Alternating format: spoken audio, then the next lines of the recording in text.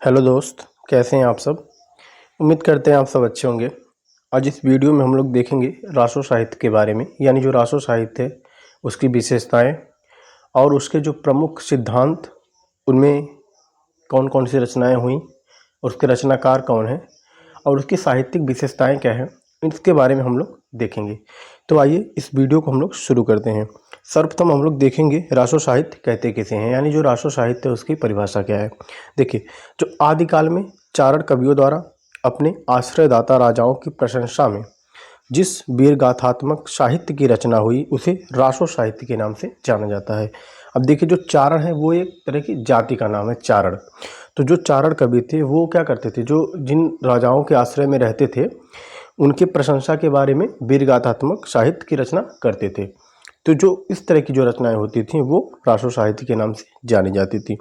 अब हम लोग आगे देखेंगे, इसमें है कि रासो शब्द की व्युत्पत्ति, यानी जो रासो शब्द है उसकी व्युत्पत्ति विद्वानों ने किन शब्द से मानी है। ये पॉइंट काफ़ी इंपॉर्टेंट है, यहाँ से प्रश्न पूछे गए हैं। देखिए, सबसे पहला पॉइंट हम लोग देखेंगे कि आचार्य हजारी प्रसाद द्विवेदी ने रासो शब्द की उत्पत्ति रासक शब्द से मानी है, जो कि सर्वमान्य मत है। इसको आप जरूर याद रखिएगा। अगर ये पूछा जाता है कि रासो शब्द की उत्पत्ति किससे मानी जाती है तो आप सीधे सीधे रासक लगाएंगे, क्योंकि ये सर्वमान्य मत है। और यदि किसी के अनुसार पूछेगा तो आप उसके अनुसार लगाएंगे। अगला पॉइंट इसमें है कि आचार्य रामचंद्र शुक्ल जी ने रासो शब्द की उत्पत्ति किस शब्द से मानी है, तो उन्होंने रसायन या रसायन से मानी है। तीसरा पॉइंट इसमें नाम आता है गारसादत्त तासी का। तो जो गारसादत्त तासी हैं, इन्होंने राजसूय यज्ञ से रासो शब्द की उत्पत्ति मानी है। इसमें अगला पॉइंट है रामस्वरूप चतुर्वेदी का, यानी जो डॉक्टर रामस्वरूप चतुर्वेदी हैं उन्होंने किस शब्द से मानी है, तो उन्होंने राउत शब्द से मानी है। पांचवा पॉइंट इसमें है चंद्रबंडी पांडे एवं दशरथ ओझा ने भी रासक शब्द से मानी है, यानी जिस शब्द से हजारी प्रसाद द्विवेदी ने मानी है उसी शब्द से चंद्रबली पांडे एवं दशरथ ओझा ने भी मानी है। इसमें छठा पॉइंट है नरोत्तम स्वामी। जो नरोत्तम स्वामी हैं उन्होंने रसिक शब्द से रासो शब्द की उत्पत्ति मानी है। तो ये 6 पॉइंट हैं, काफ़ी इंपॉर्टेंट हैं, अब इसे जरूर याद रखिएगा। अब हम लोग आगे चलते हैं। आगे हम लोग देखेंगे जो रासो साहित्य है उसकी विशेषताएं क्या है, यानी जो रासो साहित्य लिखा गया उसमें किस तरह की रचनाएं लिखी गई, उसकी विशेषताएं क्या थी, इसके बारे में देखेंगे। ये जो पॉइंट है, यहाँ हर पॉइंट से एक एक प्रश्न बन सकते हैं, आप काफ़ी ध्यान से इसे सुनिएगा। इसमें पहला पॉइंट है कि यह साहित्य मुख्यतः चारण कवियों द्वारा लिखा गया। तो आप ध्यान रखिएगा, जो रासो साहित्य है ये चारण कवि द्वारा लिखा गया है। दूसरा है कि इस साहित्य में आश्रयदाता राजाओं, शौर्य एवं वीरता का अतिशयोक्तिपूर्ण वर्णन हुआ है। यानी जो चारण कवि थे वो क्या करते थे, जिन राजाओं के आश्रय में रहते थे उनके वीरगाथात्मक वर्णन जो करते थे वो इतना अतिशयोक्तिपूर्ण वर्णन करते थे कि जो बढ़ा चढ़ाकर पूरा वर्णन करते थे। इसमें तीसरा पॉइंट है कि युद्धों का सजीव चित्रण है, यानी जो इस समय की जो रचनाएं थे उसमें ज़्यादातर जो युद्ध है उसका चित्रण देखने को मिलता है। चौथा पॉइंट इसमें है कि डिंगल एवं पिंगल शैलियों का प्रयोग हुआ है। सर्वप्रथम आप ये जानिए कि डिंगल शैली होती क्या है और पिंगल शैली क्या होती है। देखिए, जो डिंगल शैली होती है वो अपभ्रंश और राजस्थानी भाषा जो होती है उसका मिश्रण जो होती है वो होती है डिंगल शैली। और जो डिंगल शैली होती है उसमें युद्धों का चित्रण होता है, यानी युद्धों के चित्रण में हम इस शैली का प्रयोग करते हैं, डिंगल शैली का। अब बात करेंगे पिंगल शैली का। देखिए, जो पिंगल शैली है वो अपभ्रंश और ब्रजभाषा, इसका जो मिश्रण होता है वो पिंगल शैली होती है। और जो पिंगल शैली होती है इसका प्रयोग जो करते हैं वो करते हैं हम लोग प्रेम प्रसंग में, यानी जो प्रेम प्रसंग यानी श्रृंगार से संबंधित जो रचनाएं होती हैं उसमें हम लोग पिंगल शैली का प्रयोग करते हैं। पांचवा पॉइंट इसमें एक वीर एवं श्रृंगार रस प्रधान रचनाएं रची गई, यानी आप देखेंगे जो रासो साहित्य इसमें जो रचनाएं लिखी हैं वो या तो वीर रस से भरपूर है या श्रृंगार रस से। जैसे यदि हम वीर रस प्रधान रचना की बात करेंगे, जैसे आपने नाम सुना होगा परमाल रासो का, जो कि जगनिक की है। तो जो परमाल रासो है इसमें आप जानते हैं जो आल्हा और उदल हैं उनकी वीरता का बहुत ही अच्छे तरीके से चित्रण किया गया है।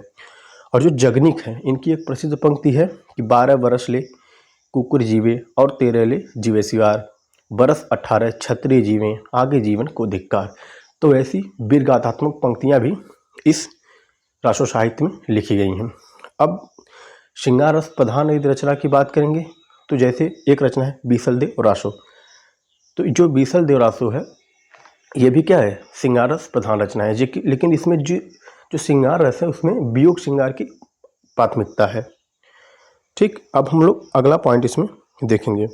अगला पॉइंट इसमें है छठा कि नायक के दैवीय रूप का चित्रण है, यानी जो नायक है उसको बढ़ा चढ़ाकर दिखाया गया है। सातवां पॉइंट इसमें है कि नायिकाएं साधारण हैं और जो नायिकाएं हैं उन वो साधारण नायिकाएं हैं। आठवां पॉइंट इसमें है कि इस साहित्य में सामंती जीवन की झलक देखने को मिलती है। आप इसको याद रखिएगा कि किस साहित्य में सामंती जीवन की झलक देखने को मिलती है। नौवां इसमें पॉइंट है कि अधिकांश रचनाएं अर्ध प्रमाणिक है, क्योंकि आप जानते हैं कि जो रचनाएं हैं वो प्रमाणिक नहीं है पूरी तरीके से। जैसे आप देखिए जो पृथ्वीराज रासो है, इसके प्रामाणिकता को लेकर विद्वानों में मतभेद है और विद्वान 3 तरह के मत में बट गए हैं। कुछ अर्ध प्रमाणिक मानते हैं, कुछ प्रमाणिक मानते हैं और कुछ जो है पूरी तरीके से इसे जाली या रद्दी मानते हैं। तो इस तरह से इसमें जो रचनाएं लिखी गई हैं वो ज़्यादातर क्या हैं, अर्ध प्रमाणिक हैं। और इससे प्रश्न भी बने थे बीपीएससी टीआरई 2.0 में, यहाँ से प्रश्न आए थे पृथ्वीराज रासो के प्रामाणिकता को लेकर। अगला पॉइंट इसमें 10वां है कि राजाओं एवं कवियों की संकुचित राष्ट्रीयता की भावना थी, यानी जो राजाओं और कवि थे उनके अंदर संकुचित राष्ट्र की भावना थी। अब इससे क्या तात्पर्य है, जैसे जो राजा होते थे वो जो इनका क्षेत्र होता था वो अपने ही क्षेत्र को क्या मानते थे, एक देश मानते थे, यानी वो सोचते थे कि जो मेरा क्षेत्र है यही मेरा सब कुछ है, अगल बगल क्या हो रहा है उनसे इनसे कोई मतलब नहीं था। तो इस तरह की भावनाएं इस साहित्य में देखने को मिलती थी। अगला पॉइंट इसमें है कि कल्पना की प्रधानता रहती थी, यानी जब अतिशयोक्त पूर्ण वर्णन होगा वहाँ पे कल्पना रहेगी ही, बिना कल्पना के अतिशयोक्त पूर्ण वर्णन करना थोड़ा सा असंभव है। 12वां पॉइंट इसमें है कि प्रबंधात्मक काव्यों की रचना हुई, जैसे पृथ्वीराज रासो देख लीजिए, इस तरह के जो बड़े बड़े काव्य हैं वो लिखे गए हैं। अब आगे इसमें हम लोग चलते हैं और जो प्रमुख रासो साहित्य है और उसके रचनाकार और उनकी रचनाओं को देखेंगे। सबसे पहले हम लोग देखेंगे पृथ्वीराज रासो। जो पृथ्वीराज रासो है वो है चंद्रबरदाई की रचना। बीसल देव रासो जो है वो है नरपति नाल की, और परमाल रासो जो है वो है जगनिक की। हम्मीर रासो जो है वो है सारंगधर की, और खुमान रासो के रचनाकार हैं दलपति विजय। और यदि बात करेंगे हम विजय पाल रासो की तो इसके जो रचनाकार हैं नल्ल सिंह भाट हैं। अगला इसमें है बुद्धि रासो, इसके जो रचनाकार हैं जल्लड़ हैं। और इसमें जो अंतिम है कुमार पाल रासो, इसके रचनाकार हैं देवप्रभु सूरी। तो देखिए इस वीडियो में हम लोग रासो साहित्य के रचनाकार, रासो साहित्य की विशेषताएं, उसकी जो और सारी जो उससे संबंधित प्रश्न थे उसको देख लिए।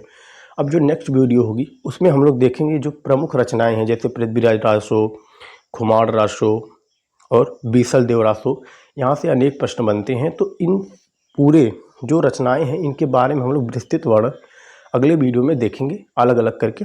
तो मिलते हैं नेक्स्ट वीडियो में। वीडियो आपको अच्छी लगी हो तो आप वीडियो को लाइक करें, चैनल पर नए हैं तो चैनल को सब्सक्राइब करें। Thank you, bye.